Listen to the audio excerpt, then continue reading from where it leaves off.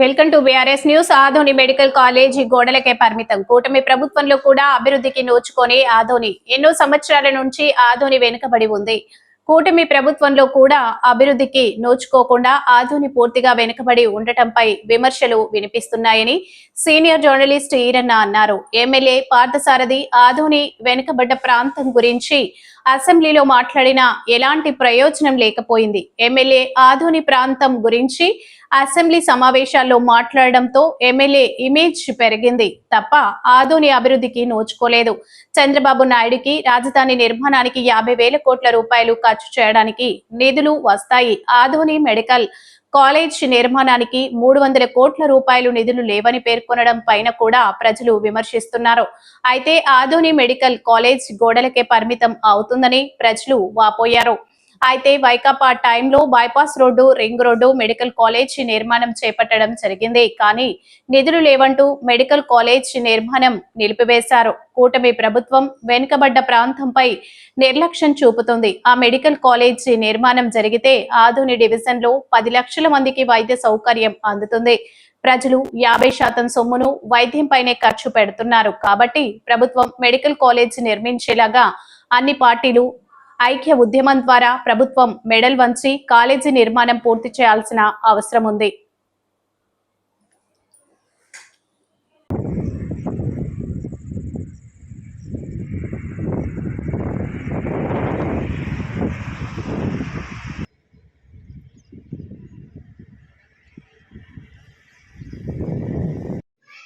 BRS TV channel Balaram Adoni వెనుకబడిన అభివృద్ధి గురించి కొన్ని ముఖ్యమైన విషయాలు అడిగి చర్చించుకుందామని చెప్పి అడుగుతున్నాను సార్. ఆదోని ఎందుకు వెనుకబడింది, కారణాలు అవి? ఆదోని ఇప్పటి నుండే కాదు, దాదాపు 25 సంవత్సరాల నుండి కూడా అభివృద్ధికి నోచుకోకుండా ఉన్నటువంటి విషయం వాస్తవము. అయితే ఇప్పుడు కూటమి ప్రభుత్వం వచ్చి ఏడాది అవుతున్నప్పటికి కూడా ఆదోని ప్రాంతాన్ని మాత్రం కూటమి ప్రభుత్వం పూర్తిగా నిర్లక్ష్యం చేసిందని చెప్పక తప్పదు. పూర్తిగా నిర్లక్ష్యం చేసింది.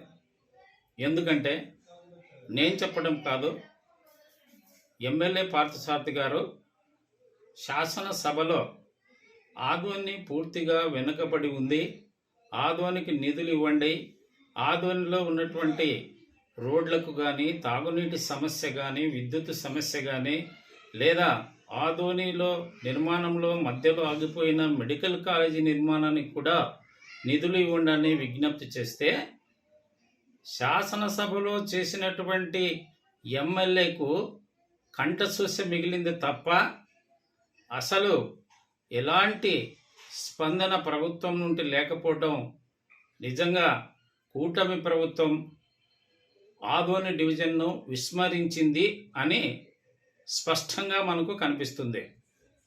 ఎందుకంటే ఆదోనిలో మెడికల్ కాలేజీ నిర్మాణం అత్యంత అవసరము ఉంది.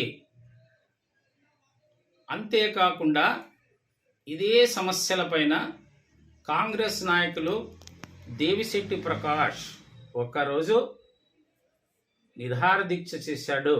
అయినా కూటమి ప్రభుత్వానికి చీమ కుట్టినట్టు కూడా లేకపోవడం పైన ప్రజల నుంచి చాలా విమర్శలు వినిపిస్తున్నాయి. నాబార్డ్ బ్యాంక్ అధికారులు కర్నూలు మెడికల్ కాలేజీకి అప్పులు ఇచ్చారు కాబట్టి వారు వచ్చి ఇటీవల పరిశీలించినప్పుడు 60% పనులు పూర్తి అయ్యాయని, నిధులు కూడా ఇస్తామని, నిధులు వెంటనే గవర్నమెంట్ తరఫున మంజూరు చేయిస్తే మెడికల్ కాలేజీ నిర్మాణం ప్రారంభమవుతుంది. కానీ మెడికల్ కాలేజీ నిర్మాణం ప్రారంభం కాకుండా అలాగే నిలబడిపోయింది మధ్యలోనే. ఇప్పుడు ఎమ్మెల్యే పార్థసారథి గారు శాసనసభలో మాట్లాడిన నిష్ప్రయోజనం అయిపోయింది. కానీ ఆయన శాసనసభలో ఆదోని విషయం మాట్లాడారని ఆయనకు వ్యక్తిగతంగా ఇమేజ్ పెరిగింది తప్ప ఆదోని డివిజన్ సమస్యలు అస్సలు పరిష్కారం కాలేదు. ఆదోని డివిజన్ అభివృద్ధి ఎక్కడ వేసిన గొంగలి అక్కడే ఉన్న సామెతలా తయారైంది. వాస్తవానికి ముఖ్యమంత్రి ఏమి తలుచుకుంటే అదే పనులు నిర్మాణం జరుగుతాయి. శాసనసభలో నోరు చించుకొని ఘోష పెట్టిన సమస్యలపైన స్పందించటం కానీ, శాసనసభలో ద్వారా అభివృద్ధి పనులు చేయటం కానీ జరగదు. అందువల్లనే కీర్తిశేషులు తరిమిల నాగిరెడ్డి గారు శాసనసభలో ఎంత మాట్లాడినా సమస్యల పరిష్కారం కావు కాబట్టి ఆయన రాజీనామా ఇస్తూ శాసనసభను ఒక సంతగా వర్ణించి రాజీనామా చేయడం చరిత్రలో జరిగింది, అలాగే మిగిలిపోయింది. కాబట్టి ఎమ్మెల్యే గారి ఇమేజ్ పెరిగిందే తప్ప ఆదోని సమస్యల పరిష్కారం కాలేదు.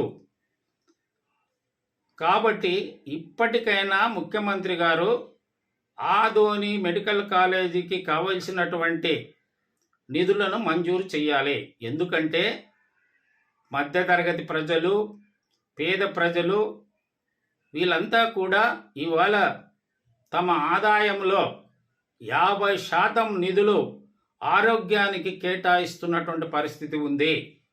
ఈ కేటాయింపు వల్ల పేదల బ్రతుకులు, మధ్యతరగతి వాళ్ళ బతుకులు ఛిద్రమైపోతున్నాయి.